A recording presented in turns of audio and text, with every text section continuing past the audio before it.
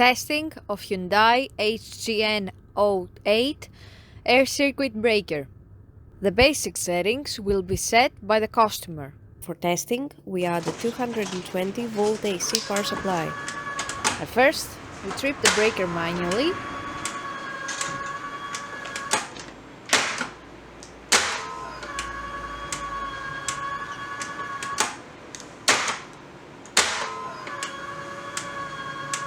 Then we trip the breaker with the help of the UVT.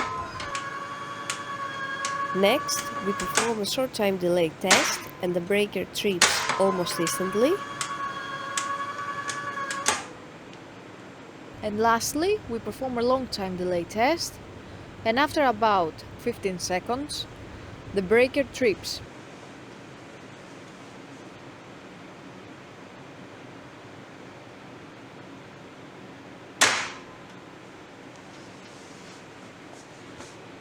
It is now clear that the air circuit breaker is working successfully and is ready to be delivered to the customer.